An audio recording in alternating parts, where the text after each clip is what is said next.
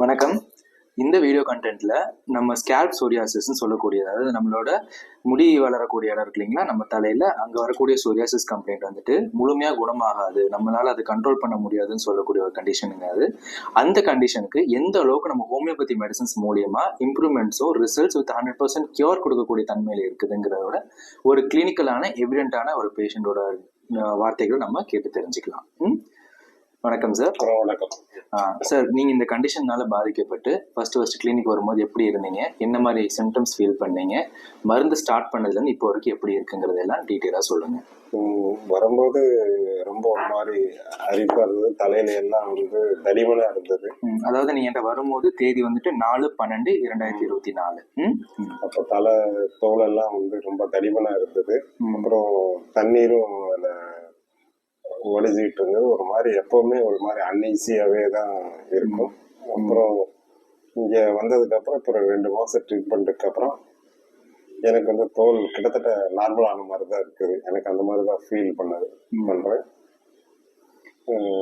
உங்க தோலோட அந்த அரிப்பெல்லாம் எப்படி சார் இருக்கு? தலையில அரிச்சுட்டே இருக்கும் இல்லைங்களா? அரிப்பெல்லாம் எப்படி இருக்கு? அரிப்பெல்லாம் கிட்டத்தட்ட ஓரளவுக்கு கண்ட்ரோலுக்குள்ளே வந்துருச்சு. ஏதோ எப்போ ஒரு தடவை தான் அந்த மாதிரி, அது என்னோட பழக்கத்தினால கூட இருக்கலாம். அந்த கம்ப்ளைண்ட் ரொம்ப வருஷம் கஷ்டப்பட்டதுனால ஒருவேளை அதனால கூட இருக்கலாம்.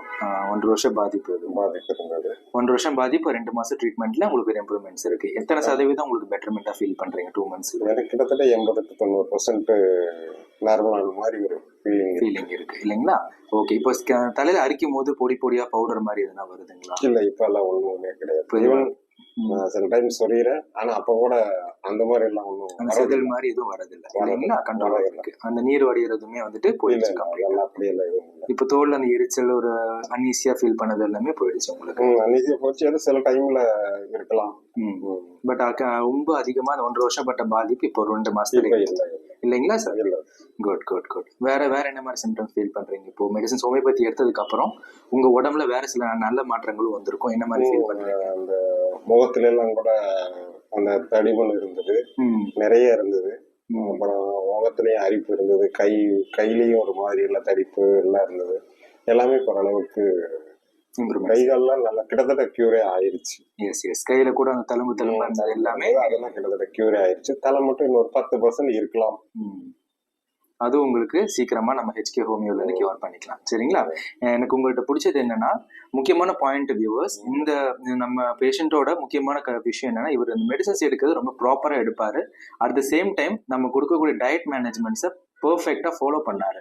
அது ஒரு முக்கியமான விஷயம். இந்த மாதிரி ட்ரீட்மெண்ட்ஸ் முக்கியமாக வந்துட்டு ஸ்கின் அலர்ஜிஸில் வந்துட்டு சொரியாசிஸாக இருந்தாலுமே ஈஸியாக கியூர் பண்ண முடியறதுக்கான மெயின் வாய்ப்பு என்னன்னா, நம்ம சொல்கிற விஷயங்களில் பேஷண்ட்ஸும் சரி, அதனால் பாதிக்கப்பட்டவங்க ப்ராப்பராக ஃபாலோ பண்ணும்போது அது மகத்துவம் ரொம்ப ஈஸியாக இருக்கும். ட்ரீட்மெண்ட்டும் ஈஸியாக நம்ம கம்ப்ளீட் ஆகும். சரிங்களா? ஓகே. இந்த ஸ்கேல்ப் சோரியாசிஸ் பற்றிய ஒரு டீட்டெயிலான வீடியோஸை நான் அடுத்த கிளிப்பில் அட்டாச் பண்ணுறேன். Stay tuned. தேங்க்யூ.